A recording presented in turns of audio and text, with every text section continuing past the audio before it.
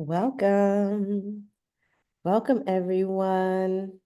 My name is Jamila, and I will be your host for the very first session of the 2-day summit, Healing Through Somatic Attachment Therapy. And this session is titled Somatic Tools for Healing Anxiety in Relationships with Kai Cheng Thom. And we also like to acknowledge here at Embody Lab that the land that we live and work on is the traditional territory of many indigenous peoples, and we respectfully honor the cultures and traditions. And with that, I would love to introduce you to the amazing Kai Cheng Thom, who is a qualified mediator, certified professional Jungian life coach, and certified somatic sex educator, and is a coach, process facilitator, and a mediator whose work focuses on the intersections of trauma healing and transformative justice and social change. A noted theorist and practitioner in the field of conflict resolution, Kai Cheng has made significant contributions toward the integration and application of conflict transformation, crisis intervention, and body-based trauma healing methods in an activist context through her writing and teaching.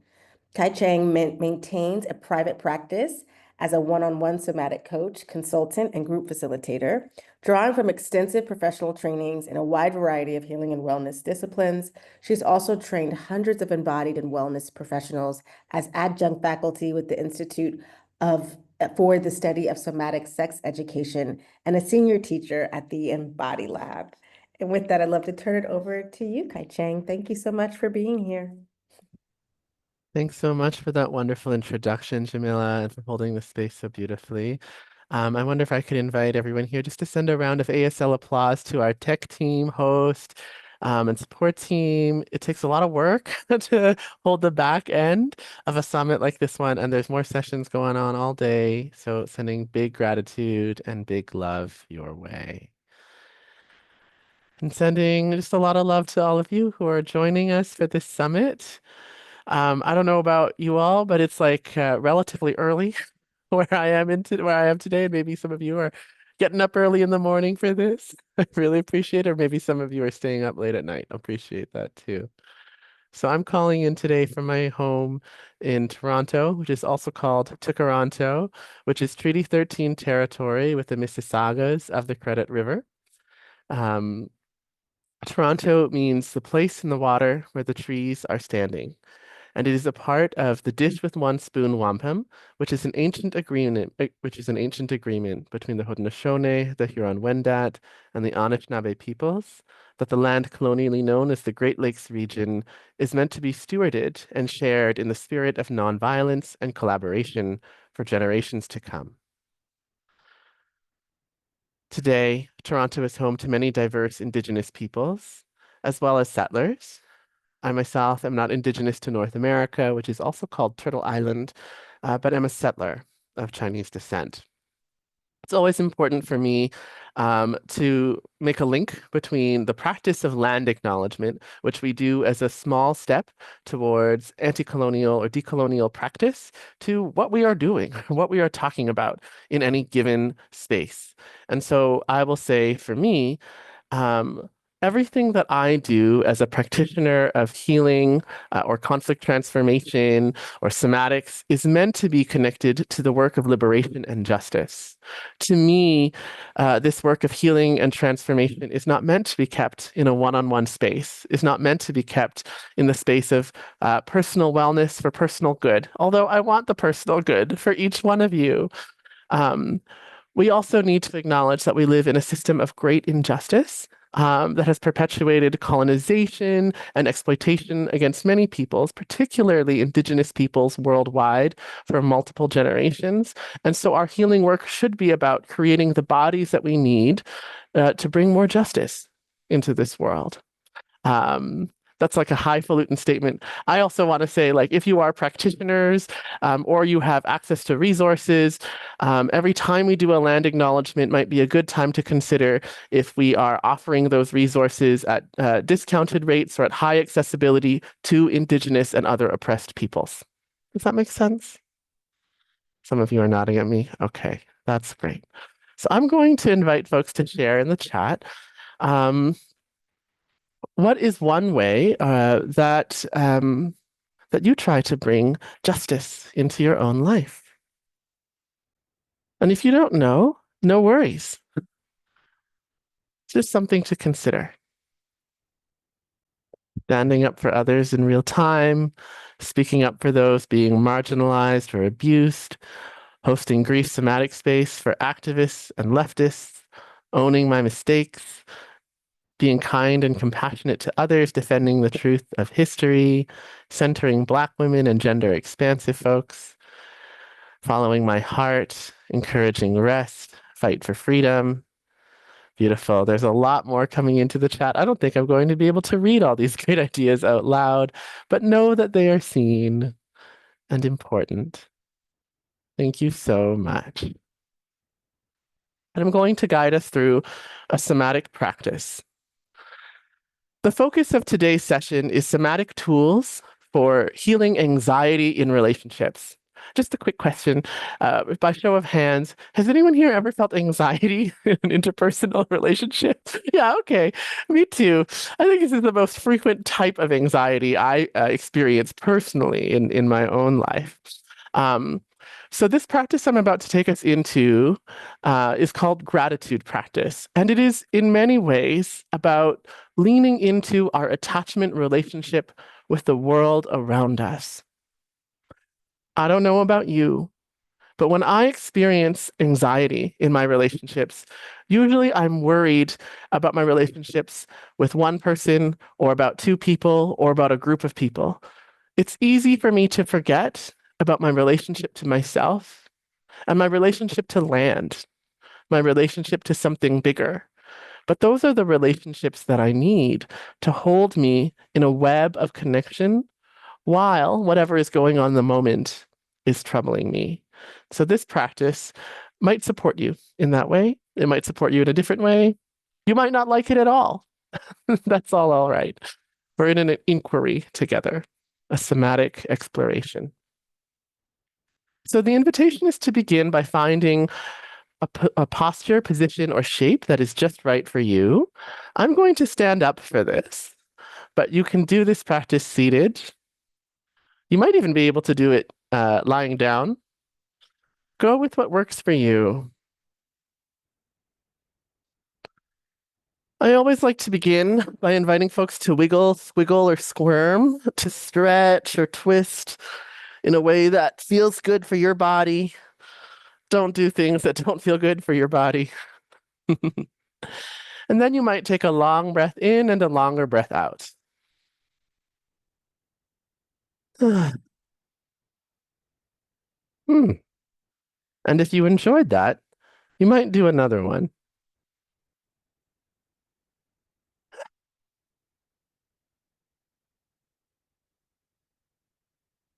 And then you might just allow your breath to be steady at the rhythm and pace that is just right for you, trusting your body's capacity to drop into a long, soothing, easy breath that's just right for you.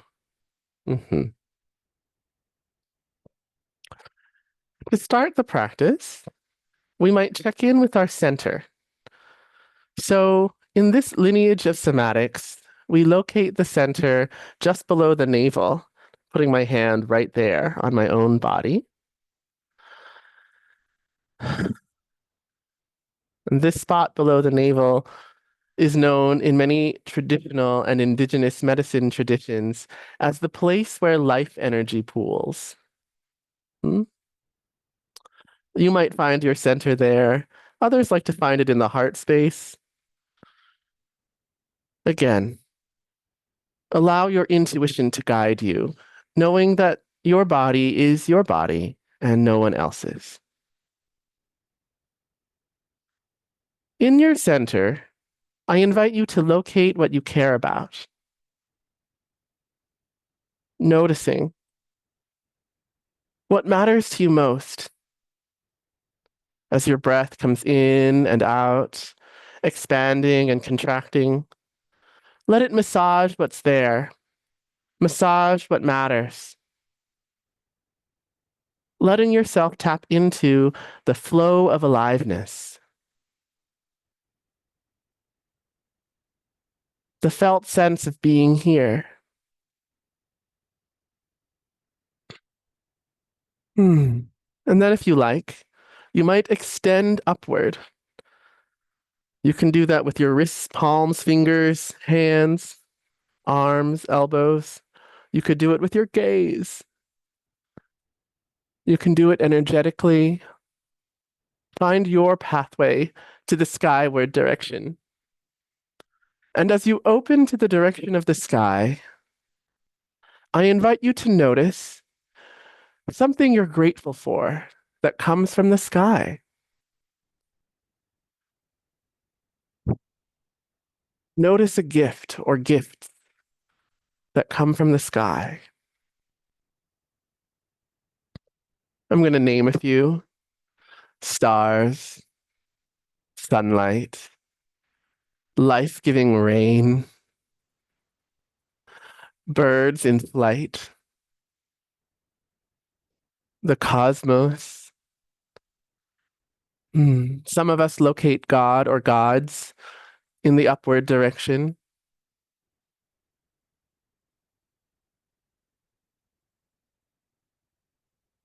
Feeling your connection to sky.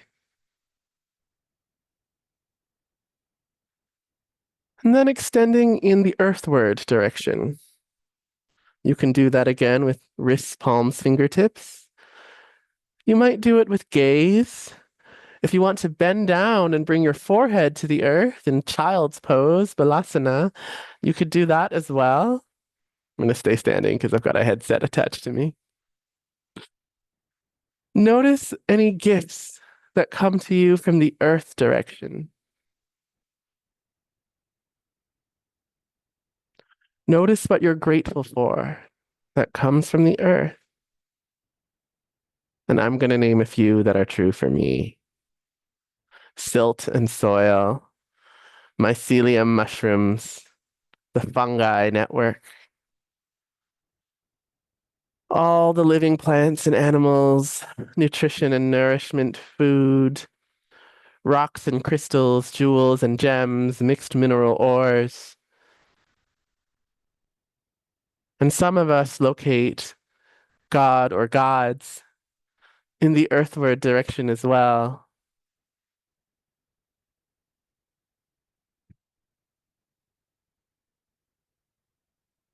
Noticing your relationship, your attachment to earth.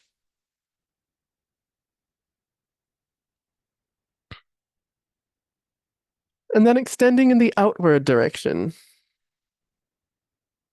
Again, in the way that works for you.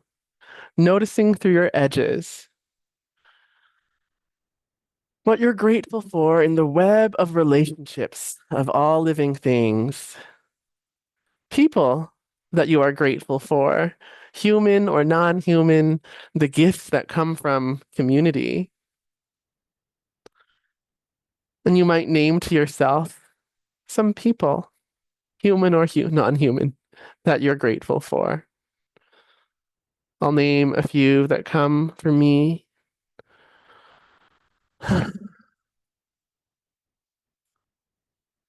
I'm grateful for my chosen family. I'm grateful for my partners. Grateful for the wild rose bush that grew outside my childhood home. Grateful to all the birds outside my window that come from the Leslie Street Spit bird preservation habitat. And extending finally in the inward direction. Noticing your relationship to yourself, feeling the contact of energy, palms, fingers, hands on body. Noticing your aliveness, and particularly connecting to anything you're grateful for that comes from within. Noticing the gifts that come from yourself. Mm.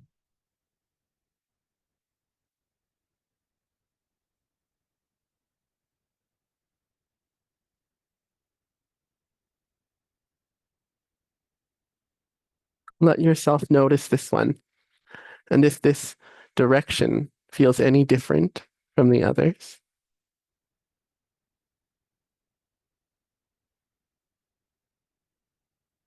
giving yourself permission to acknowledge the gifts that you give. One more time, let's extend toward the sky. And then toward the earth.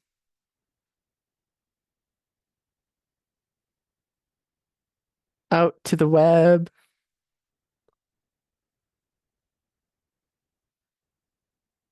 And into the self. I am grateful. I am grateful. I am grateful.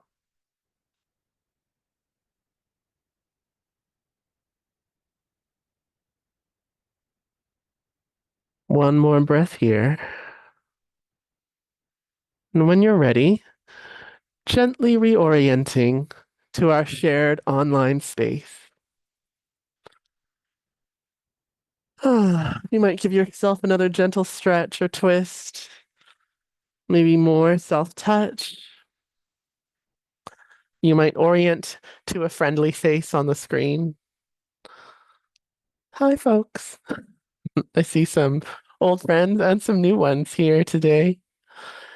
And I'm going to invite us to do a mood check in the chat, which is to say, the invitation is to share.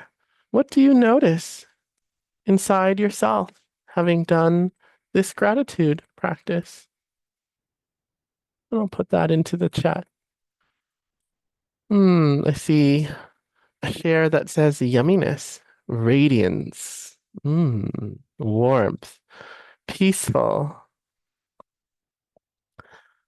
calm, contented, energized, lighter spirit, softness, love, calmer, lowered anxiety, delight in Saturday morning companioning, peace within, connected, focused, centered, loved.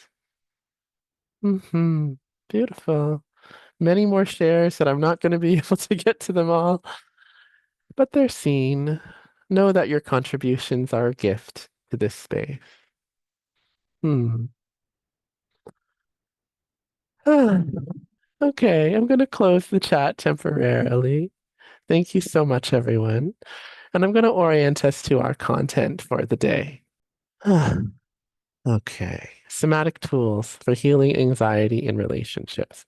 We just did our first practice. So I have three learning objectives to offer you today. The first is to redefine attachment from a somatic perspective as a series of overlapping embodied survival strategies.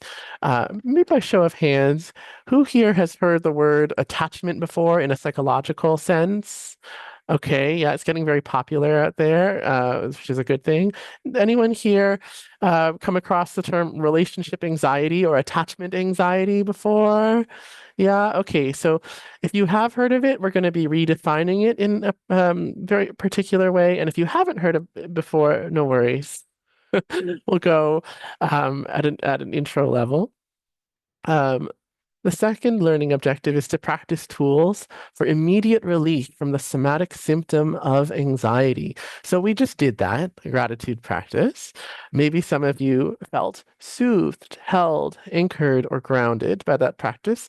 And if not, no worries. Everything is an exploration, and I'll offer you a few more tools as we go along. But what I mean by the somatic symptom of anxiety is that feeling of, oh my gosh, oh my gosh, oh my gosh, oh my gosh. I need something, but I don't necessarily know what it is, or that feeling of I need to get away from this relationship, even though I'm not sure what the threat is, or I desperately need contact from somebody, even though I'm not sure what I want them to give me, or I'm not sure if they can give me what I need. Has anyone ever felt those feelings before of I need proximity or I need distance, and I'm not even sure exactly why? Yeah, okay. That's a big one. So that's what we're going to be exploring today. And we're also going to map the cycle of anxious attachment and explore ways of interrupting that cycle. And by anxious attachment, I kind of am speaking in a broad sense, including the anxiety of avoidance. And we're going to get into that momentarily. So let's take a moment to reframe anxiety. I'm going to try and be really, really grounded as I talk about it, because I don't know about you, but even the word anxiety can make me anxious sometimes. So anxiety is frequently understood in the world of mental health and counseling as worry or preoccupation, and it is seen through the lens of cognition or pathology. What does that mean? It means that the conversation in mental health and popular culture on anxiety has tended to be defined by the Western psychological and psychiatric disciplines. And in these disciplines, anxiety has historically been defined as the experience of pathological worry, which is to mean an experience of worry that is in some way uh, damaging or distressing to the self. Now, of course, this is kind of like a circular definition because anxiety is like a distressing feeling. And something that I used to wonder a lot when I was in social work undergraduate and graduate school is like, well, how exactly are we supposed to know the difference between the anxiety that is pathological or the sign of a quote unquote mental illness and anxiety that is endemic to life? Like, we live in a stressful society. And being a human itself is a pretty anxiety provoking experience. Does anyone else have that feeling? I just feel like being human is anxiety provoking. Okay. Yes. And there are all kinds of ways to make the distinction, of course, in the Diagnostic and Statistical Manual or in mental health practice. But I never found that those definitions were particularly satisfying to me because there was always in some way like a cutoff or like a way that like there was a distinction between the anxiety that made somebody sick and the anxiety that was just quote unquote normal. And I myself have never really believed in the concept of a normal human being. Um, Rather, that we are all operating on spectrums of wellness and dis-ease or distress, and that we're meant to as we travel this very complex experience of being mortal and being incarnate. Common practices to address anxiety in Western psychology usually operate at the level of reshaping thoughts and beliefs. So you have, of course, the gold standard or so-called gold standard of psychotherapy, cognitive behavioral therapy, that defines anxiety as a product of distorted thoughts, or cognitive distortions, or erroneous internalized beliefs. And now a lot of people get a lot of great stuff out of cognitive behavioral therapy. I have myself. Um, but I also want to offer that sometimes working through thought is not the way that everybody experiences relief from anxiety. Um, Additionally, a common critique of the idea that distorted thinking causes anxiety is that sometimes we are anxious about reality. Sometimes our thoughts are not distorted and we are still anxious. For example, if I am in a love relationship with my partner and my partner is not responding to my bids for attention or to my text messages or my communication for 2 days in a row, well, maybe I'm going to feel worried about that, you know? Similarly, if I am a racialized person living in a world where racism, police profiling, racial oppression, and colonization are rampant and historical, then my worry that I may be going to experience prejudice or discrimination or systemic violence is not distorted. That worry might be grounded in the reality of injustice. So that's really important. A somatic lens, a body-based lens, of which there are many, but I am going to shout out Stephen Porges' polyvagal theory here, which is a very popular somatic theory that we'll get into the basics of in just a bit. Somatic lenses support us to reframe our view on anxiety through the body. Here we come to an important reframing of anxiety that I'd like to offer you, which is that anxiety can be understood as the body's innate sense of danger, which we sometimes refer to as neuroception in the field of somatics. That innate sense of danger being on constant alert, regardless of the presence of threatening phenomena in the present time. Let me pause that there. Does that make sense? So the body has an innate sense of safety or danger always we have metaphorical antenna extended out into the world and also inside into our body, sensing for danger. If there was a startling sound that were to happen at this moment, which I hope for you it doesn't, your heart might start to race. Your head might turn automatically. Yes, that's your body doing its automated sense of danger and safety. We can understand anxiety as that danger sense being activated with or without the presence of threatening phenomena in the present time. Does that make sense? It means your body is picking up danger, sounding the alarm, regardless of what is happening in front of us. And I would say that those of us who have experienced threatening phenomena, risks in the past, are more likely to have a highly attuned danger sense in the present, which makes sense. Because if you have experienced danger in the past, then of course your body will want to be ready for it in the present or the future. If you are a person who experiences social injustice or systemic violence, then it makes sense that your body's sense of danger or risk would be activated on an ongoing basis because we're living in a dangerous world. We want to be ready for it. So let's just take a breath with that. And I'm going to offer you a small practice. The invitation is to wiggle, squiggle, stretch, or squirm. Remember that you are a body, have a body, are in a body. And then check in with your internal sense of safety or danger. All of us have one, although that danger sense might be calibrated in some really different ways from body to body. Some of you might have an immediate metaphor that comes to mind. I have a metaphor. My metaphor is like the smoke alarm. Like I have an internal smoke alarm, and it's always detecting smoke. Some of you might have a metaphor like it's like a meter or like a flashing light inside you. Some of you don't have a metaphor. Some of you just know the sensation in your body of safety or danger. Uh-huh. Mm-hmm. And now I know that I often get frustrated with my neuroceptive sense of safety or danger. I often get frustrated that this internal alarm always seems to be tripping, you know? And I'm like, why can't my alarm tell the difference between making soup on the stove and a fire, metaphorically speaking? Does anyone else ever have this frustration with yourself? Mm-hmm. That's quite a lot of you. Yeah.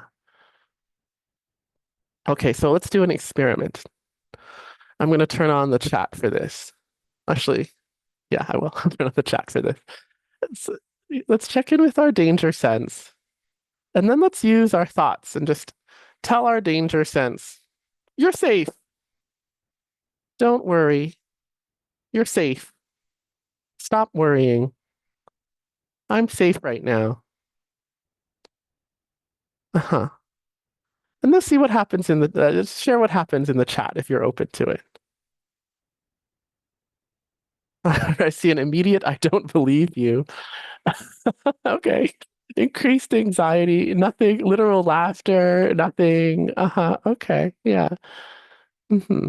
Arm tingles. Not much has changed. An internal eye roll. Some people feel calm. Yeah. Uh-huh. A battle of opposites. Okay. Let's try a different practice. So let's start with a sacred pause. I like to say sacred pause is hands on heart. I got this term from my teacher, Kath and Jesse. The sacred pause. Let's take a long breath in and a longer breath out. And let's see if you can notice where your danger sense lives in your body. Like if that alarm or that light or that sensation was in a particular place in your physiological body, where would that be? The heart, the head, the throat, the hands, legs and feet, many places at once? Let's just notice that. And using our breath, let's send a lot of love to those places or that place. What do I mean by use the breath? A lot of different things. You could go intuitively. But if you would like a cue, I sometimes like to think on every exhale, I'm sending a beautiful color that I love to that part of my body, filling that space with beautiful color. Then you might give yourself some self-touch over that place in your body where the anxiety lives. Gentle, loving, holding touch. And through your touch, you might offer this part of your body gratitude, just like we did before to the sky and the earth and the web and ourselves, sending gratitude to this part of you for working so hard to save your life. Thank you, neuroception. Thank you, racing heart. Thank you, looping thoughts. Thank you, internal smoke alarm that doesn't want to turn off. I know you're working really hard to try to save my life. Hmm.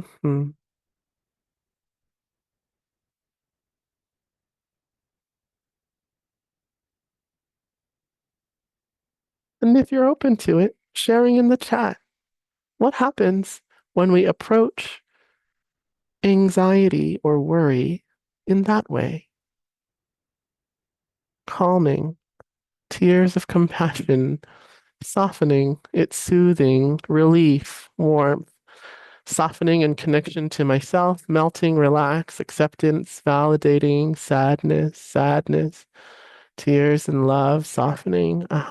So, what many of you might be noticing is the activation of the parasympathetic nervous system, which is a fancy science way of saying the contraction in the body that produces anxiety opens when we approach it with gratitude, with love, and with support. This is one of the fundamental principles of somatic practice, that we approach the body's conditioned tendency, its reflexive impulses, with support rather than conflict or contradiction. Does that make sense? If we notice that our anxiety is always in some way trying to save our lives, and maybe has saved our lives in the past, then maybe we start to work with it rather than against it. And so more becomes possible.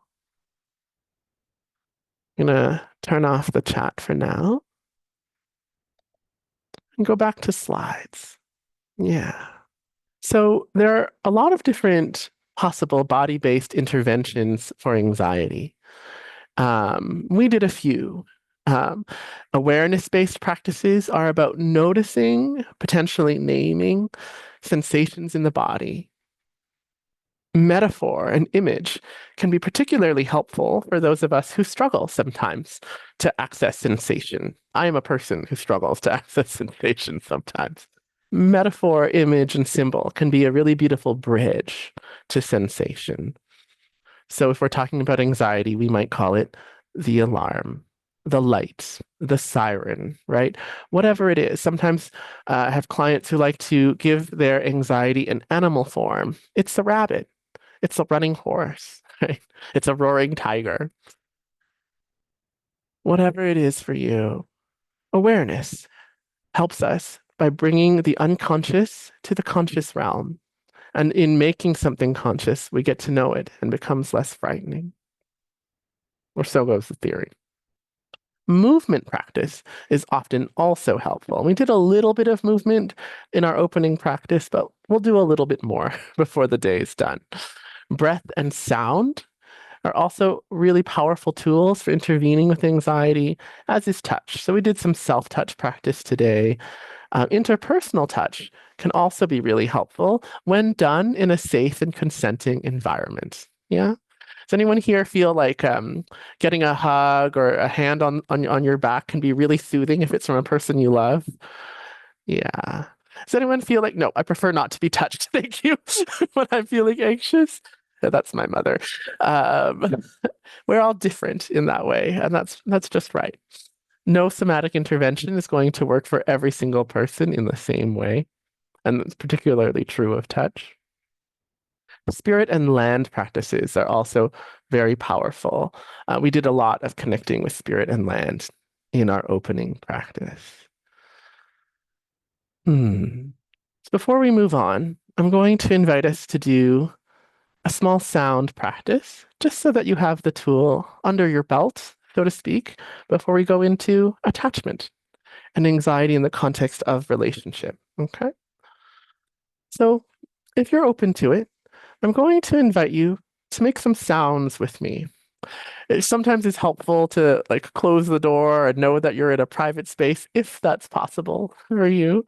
Others, you might be like, I don't care. People can hear me making sounds. That's great. And if you want to just listen and follow along later, that's also great. So I'm first going to invite you to take a long breath in and breathe out and make an audible sigh like this. Mhm.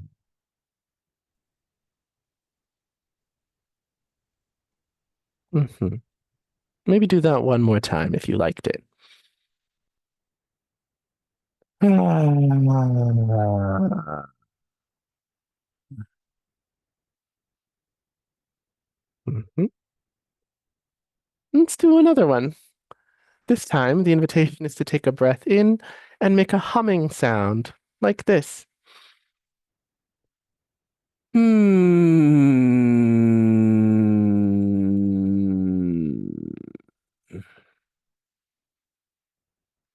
Imagining that this hum is like a long string of honey falling off a spoon.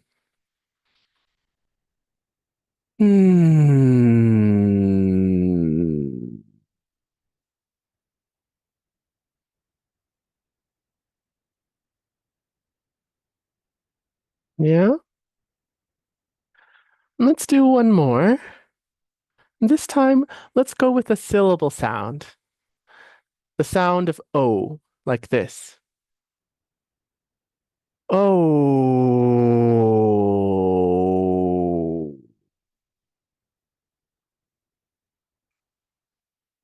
One more time. Oh.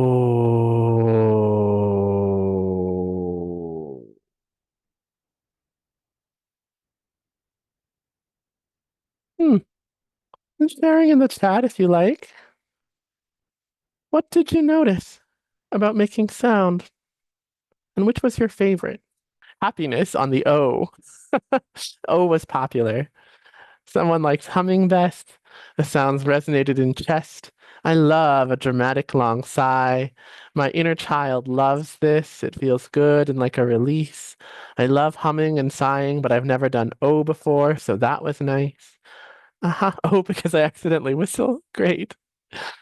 Humming releases nitric oxide too. Ooh, science. I love it. The added benefit. Yeah.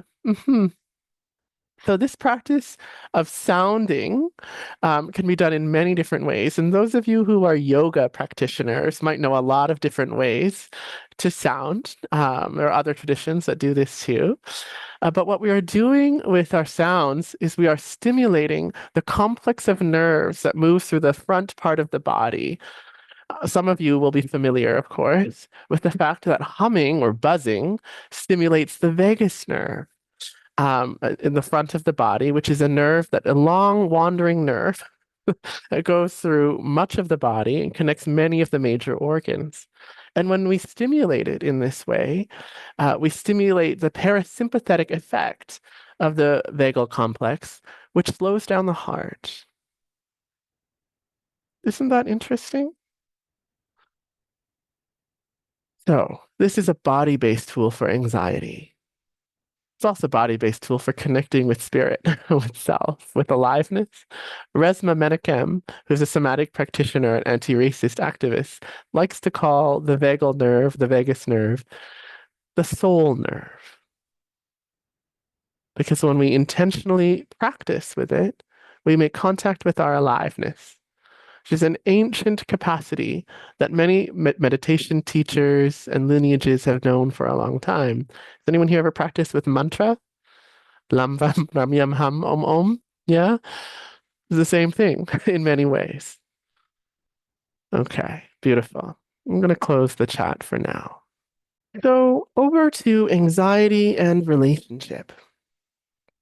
Anxiety in relationships is a series of complex and overlapping phenomena that relate to our embodied sense of safety and danger in connection with others. And here is the deep paradox of being a human in relationship, and the experience of danger and safety in relationship, that almost every single client I have ever worked with in every capacity. I've worked as a family therapist, I've worked as an individual therapist, I've worked as a therapist for children, I've worked as an intimacy coach and a sex coach and a mediator and a facilitator, and the paradox of human relationship is always the same.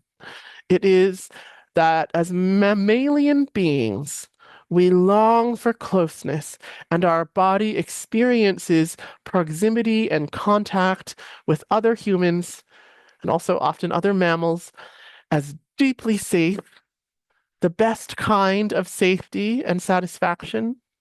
And also, our body experiences proximity and contact with other humans and other mammals as deeply dangerous and the worst kind of pain.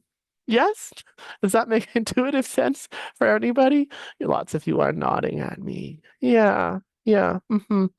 And I believe, it's one of my favorite quotations that comes from psychoanalytic literature. Many of you who are therapists may know this one already. It comes from D.W. Winnicott, who was one of the seminal theorists in psychoanalysis, and particularly when it came to child development.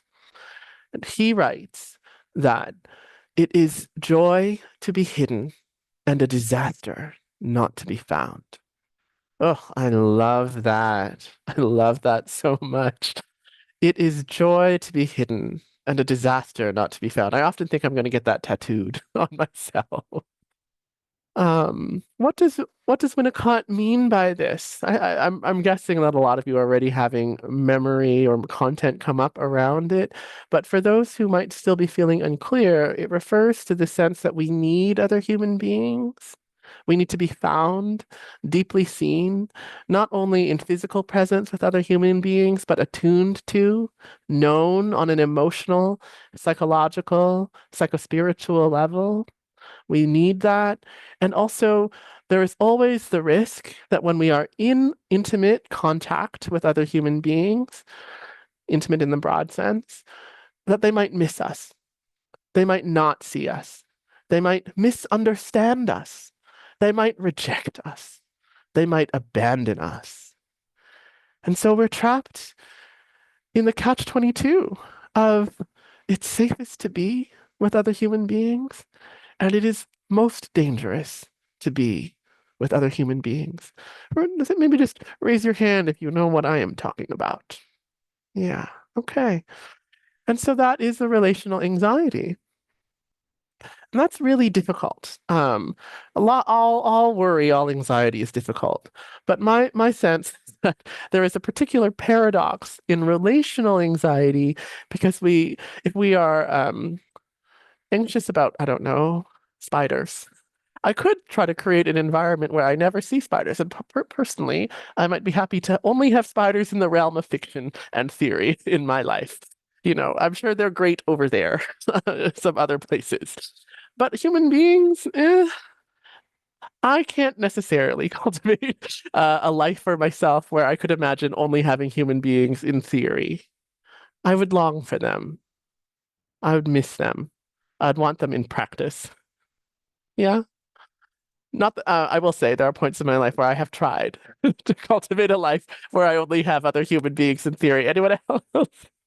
Just me? Fine. Uh, it didn't work out super well for me. We're going to go back to slides. So some of you might have heard these words: secure attachment, anxious attachment, avoidant attachment, disorganized attachment. Has anyone heard those words before? We'll go over them briefly if you haven't. Okay. Yeah.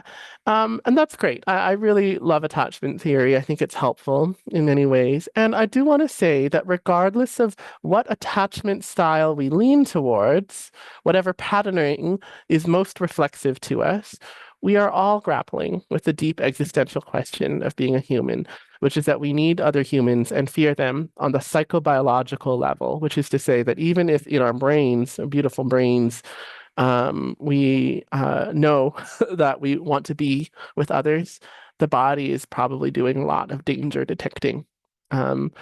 Even in the presence of people that we want to be close to, or maybe most particularly in the presence of people we want to be close to. This is a very colorful slide. Let me give us a moment to orient to it.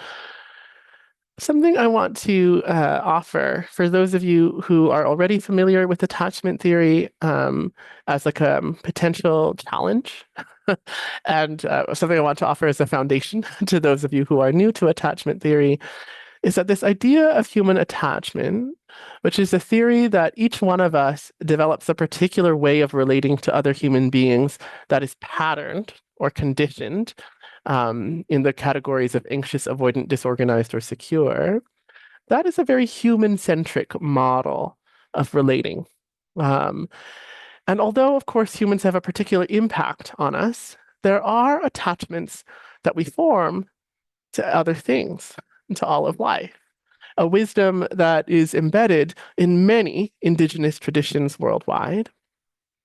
And a piece of wisdom that I've heard from many indigenous traditions and lineages is that the problems in human relating actually become less intense. We have more power to deal with them wisely when we also cultivate attachments to other aspects of the world. And so what you're looking at is kind of like an overlapping set of models or overlapping set of circles that is a reminder that we have an attachment to environment. We have a relationship of safety, danger, love, and risk with environment. We have that experience with the non-human world. We have it with ourselves. We have it with society and systemic institutions. We have it with particular identity groups, with community and culture. We have it with spirit as well. Perhaps in a non-denominational, in a non-religious way. Maybe that's just another way of saying we have an attachment relationship with the mysterious force that brings things together and creates the universe and creates life, whether that's science and chance or a particular way of orienting to spirit or religion. Okay, now to the good stuff, to the nitty-gritty stuff. Attachment is often structured or framed to us through the lens of anxious and avoidant, disorganized, or secure. Long story short, the idea around anxious attachment is that we have a longing for reassurance and find safety in the presence and contact of the beloved other. So what that means is we experience a feeling of danger when the beloved other or attachment figure is not in contact with us, and we feel reassured when we have that contact again. Yeah? Avoidant attachment is often defined as experiencing anxiety in the proximity of the beloved other, in experiencing contact with the beloved other. Why would one feel that way? The felt sense is usually narrativized as being overwhelmed by the intensity of closeness, being overwhelmed by the possibility that one might not be able to meet the needs of the beloved other, and therefore withdrawing in order to avoid the experience of rejection or failure. Disorganized attachment is often storied as a sort of an unpredictable or chaotic movement back and forth between anxious and avoidant attachment experiences. And that usually is narrativized as the body desperately seeking safety in a number of different ways, um, because of an internal sense of chaos that is most often the result of an external experience of chaos. And then, of course, the golden prize, secure attachment, is often storied or narrativized as being good with oneself, you know? I'm good if the beloved other is taking a break from me because I love myself. I'm good if the beloved other is in close proximity with me because I know I can set boundaries and meet their needs sometimes. Good all around. Doesn't it sound great? Laughing a little bit here because although I do find these categories helpful, I do also find them like a little bit oversimplified, and I can find those categories a little bit shaming as well. Anybody else? Just me? So what you're looking at on the screen is maybe another way to understand attachment anxiety, whether it comes in an avoidant or more outwardly anxious form. I invite us to consider attachment as a strategy, an embodied survival strategy that comes with that internal sense of alarm. So when the body detects the danger of potential abandonment or potential overwhelm in a relationship with the beloved other, whoever that is, child, parent, intimate partner, friend, group, the body automatically moves into a survival strategy, one that is in many ways pre-verbal, not thought out. And that survival strategy is usually about reducing or attempting to reduce the uncertainty of the situation. An anxious strategy can be self-shaming, like an attempt to attack the self in order to reduce one's own needs. The narrative of like, I'm too much, I'm so sorry, I'm too much, I'm too much, oh my goodness, I'm so sorry. Has anyone ever had that feeling before? I've had that feeling.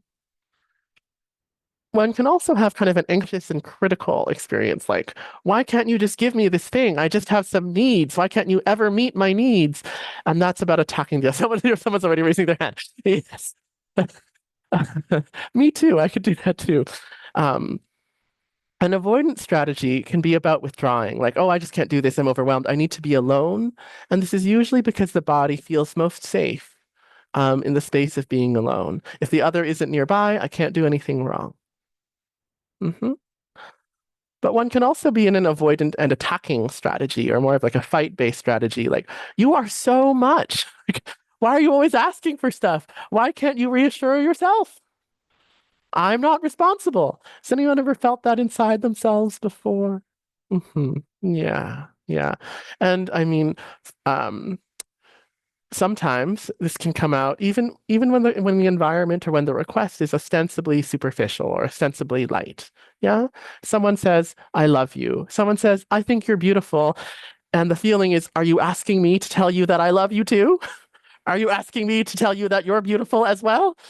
Why do you need that? Right? That becomes very stressful. Um, And then there is a secure strategy, which is still actually about reducing risk and increasing safety, which is about increasing closeness and developing stability inside of that bond of closeness. Yeah. Every strategy still being about seeking a way to navigate this paradox of being human. And I'd like to offer that each strategy has a potential benefit as well as a potential cost or potential shadow.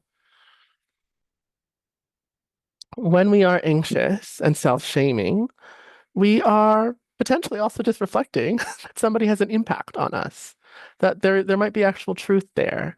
When we're anxious and critical, we might be standing up for ourselves. The same is true for avoidant and attacking.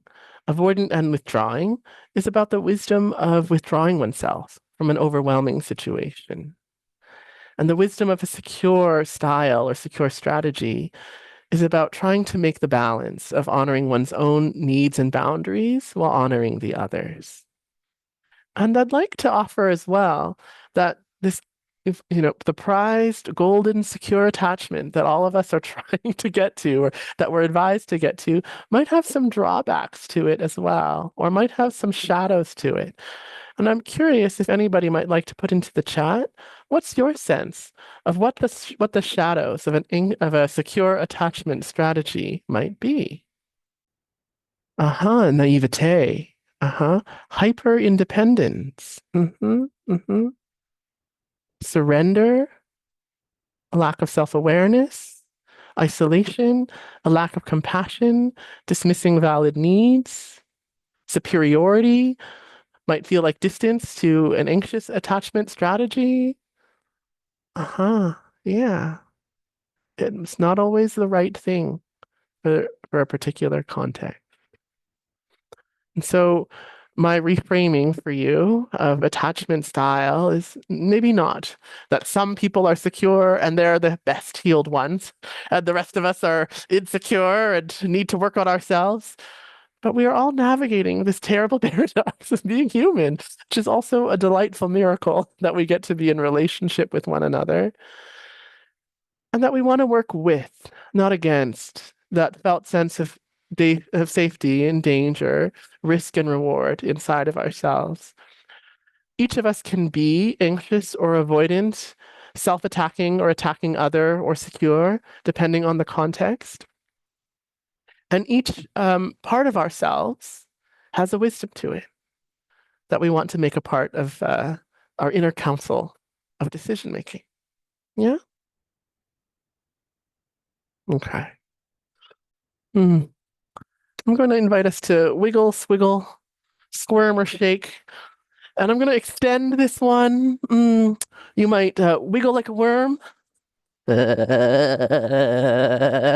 yourself be silly if being silly appeals in any way. And then slither like a snake. Ooh, sinuous, sliding, sibilant. You might swish like a fish. Swish, swish, swish. You might stretch like a giraffe. Mm. You might close up like a clam.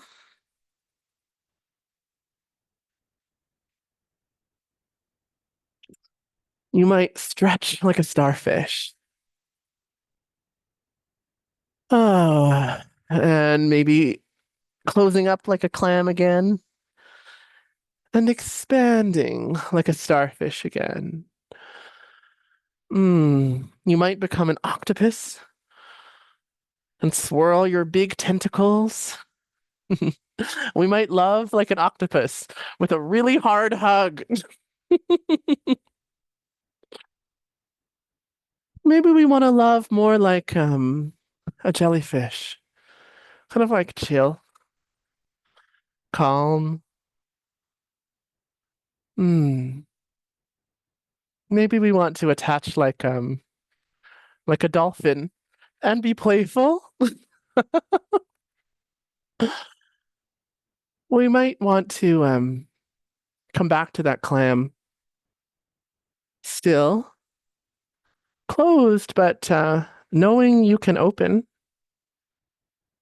And the thing about clams, shellfish, oysters, is that sometimes what is painful or irritating, we can make into a beautiful gem,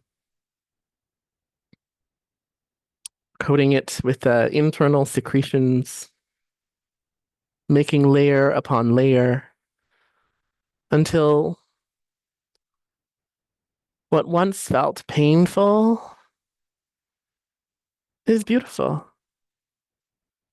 a secret brilliance inside ourselves. Hmm. When you're ready, gently letting that go, reorienting to the screen, and sharing in the chat. If your attachment experiences have given you an internal gem of wisdom, what would that be? Strength. Mm-hmm. Mm-hmm. Self-knowledge, resilience, humility. You got yourself. You can do it yourself. Rewriting narrative, loyalty. Someone is sharing little me knows some shit. Yeah, absolutely. Compassion, resilience, flexibility. A lot of really beautiful gems pouring into the chat. So what we just did was an imagination-based movement practice where we took some animal movements and attached meaning to them. Love like a dolphin, love like a worm, love like a clam, love like a giraffe, like an octopus. I love this octopus. I tend to be clingy. Anyone else here tend to be clingy in relationships? Just me, it's fine. And now I just tell my partners, I'm clingy like an octopus. I'm an octopus lady. I'll wrap around you. And getting to say it out loud was helpful. And people sometimes ask me, why would you want to love like an octopus? And I say, octopuses really know how to hug. Uh, so there you go. I'm going to offer you one more tool. So when we are in relationship with others, sometimes it can feel like we're stuck in a loop, like we're having the same struggle or the same internal conflict or the same external conflict over and over again. Has anyone here ever felt that way? Let me offer you just a little map for that anxiety-provoking experience. So one way to think about it is that in relationship with others, an externally or internally triggering event happens that we experience as disconnection or the threat of disconnection. Um, so maybe it is, let's go back to the example of saying I love you.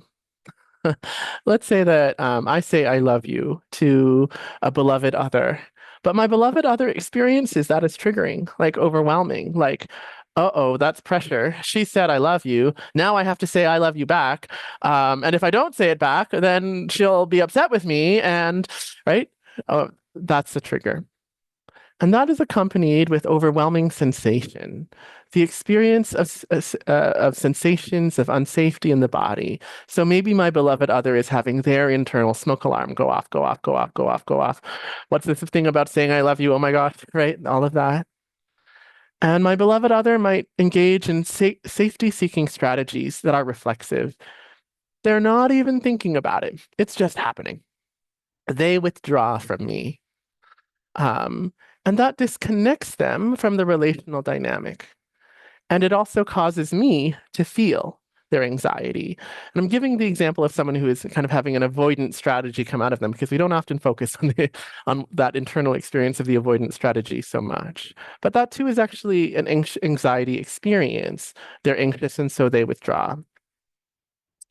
And the impact is that I am likely to respond with a safety-seeking strategy of my own. So if I feel my partner's pulling away after I've said I love you, that's a trigger for me.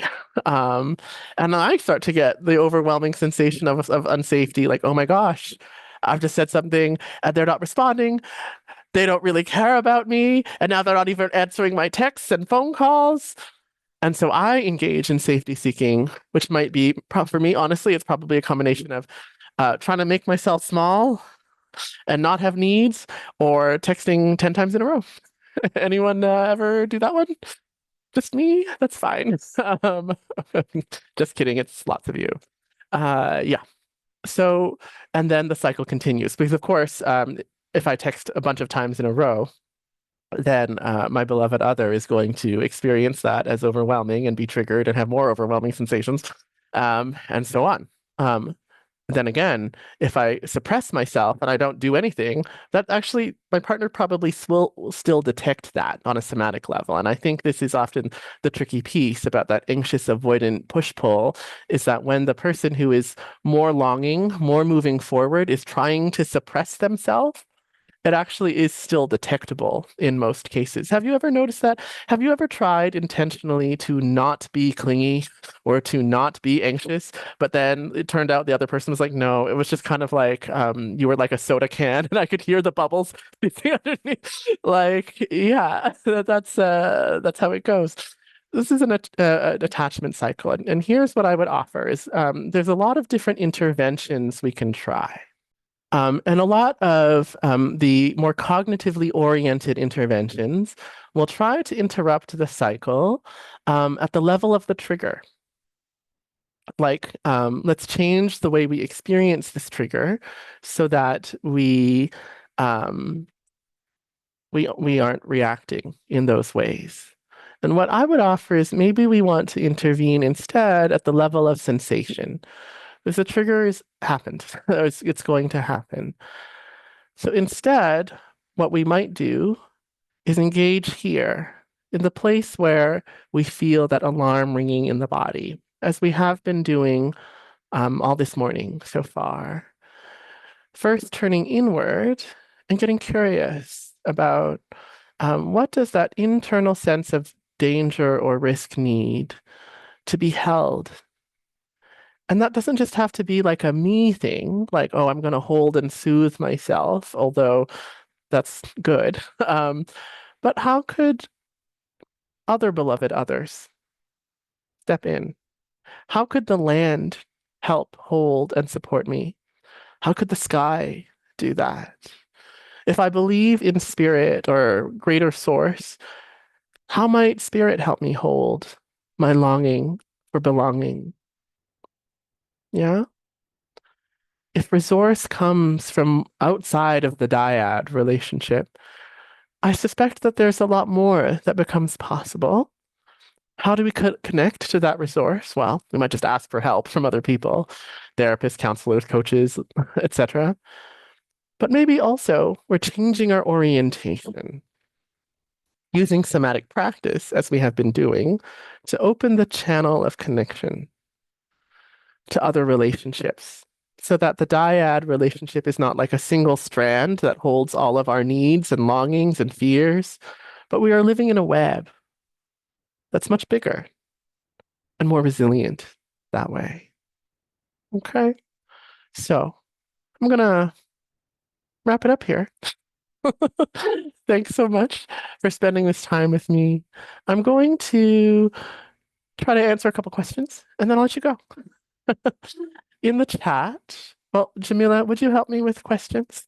Yes, I absolutely can. There's a good one that Anna asked early on with that beautiful gratitude practice.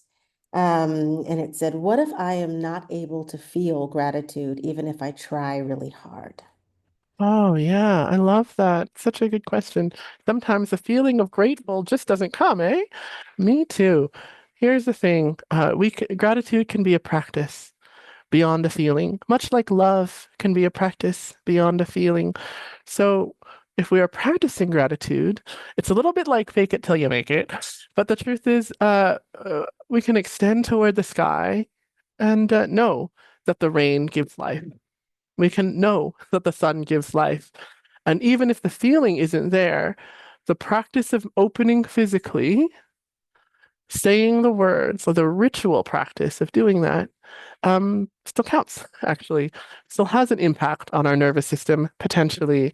And over time, might also open something inside of us to allow the emotion to flow. That's something I would offer. And also, I would also just say don't gotta. Like, you don't have to do these practices. It's we get to experiment until we find something that does work for us. So there's a bit of a two-pronged answer, I guess. One is sometimes practice helps, and another is we're allowed to stop. Yeah. Beautiful, beautiful. Love that so much. Oh, no, it's not Gwendolyn. It's actually, it's moving around. Rebecca had a question that has 5 upvotes. And she's asking, I wonder if you can share insights regarding how these views may pertain, especially to neurodiverse people. For example, those who have sensory stimulus challenges that may impact attachment and connection. Oh, absolutely. Such a good question. So neurodiversity is, of course, extremely diverse. And so each different neurotype um, might experience attachment and intimacy differently. But something that I would like to offer is a piece of wisdom I have heard that comes particularly from the autistic community, is that internal sense of risk and danger is often actually much bigger. Like that there is a much stronger attunement to physical sensation of relationship, which is why, for many people who are autistic or on the spectrum, interacting or interactions with, say, large groups of people or with particular intensities of sound or speed of movement can be really overwhelming. And so I think what I would offer first is like that every neurotype, which are often pathologized as quote unquote, I don't know, abnormal or something like that, actually has a wisdom, a deep wisdom to offer us that does at some level connect back to the core experience of being human.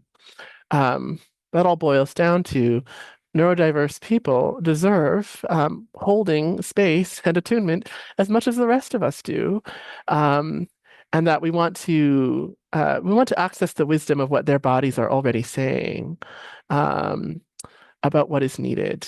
Um, one final piece I'll offer is that not all of us experience attunement in the same way. So a neurotypical person or a non-autistic person um, might experience eye contact and a lot of mirrored micro expressions on the face as very soothing. Um, and people of different neurotypes uh, might not be able to read facial expressions. There might be what we call face blindness for a person. And once again, we want to embrace the brilliant diversity of life and communicate about that in different ways. All of this is to say, maybe sometimes when we practice embodiment or somatics, there can be a sense of there's a right way to have a body or be in a body. And I just want to say, no, there isn't. We each get to figure that out for ourselves. Okay. Thank you so much, everybody. Thanks, wonderful team.